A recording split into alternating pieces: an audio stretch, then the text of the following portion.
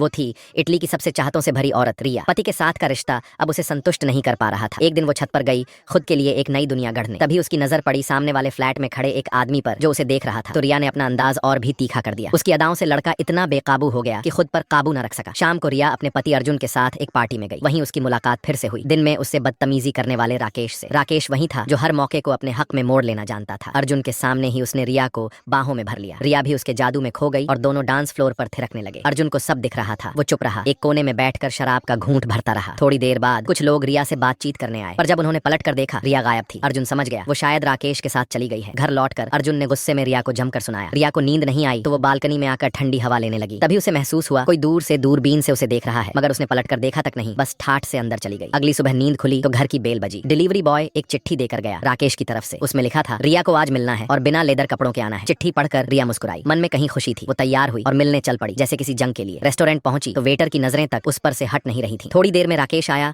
और बिना वक्त गंवाए उसे अपने साथ ले गया। उधर अर्जुन घर लौटा और काम के कागज ढूंढते हुए एक डायरी हाथ लगी। रिया की डायरी, हर दिन की कहानी उसमें लिखी थी और सबसे खास वो सारी शिकायतें जो रिया कभी अर्जुन से कह नहीं पाई थी। अर्जुन ने सब पढ़ा और सोच में पड़ गया। उसे एहसास हुआ शायद उसके लिए रिया अब बस एक आदत बन गई थी। वो जान गया कि रिया अब सचमुच राकेश को चाहने लगी है। दिल में एक टीस उठी, बट उसने कुछ नहीं कहा। डायरी वापस रख दी जैसे कुछ पता ही नहीं चला। पर उसे क्या पता रिया उसी वक्त राकेश के साथ थी, किसी और दुनिया में। रिया वहीं से लौटकर फिर अपनी डायरी में लिखने बैठी। तभी अर्जुन लौट आया। उसने रिया से सवाल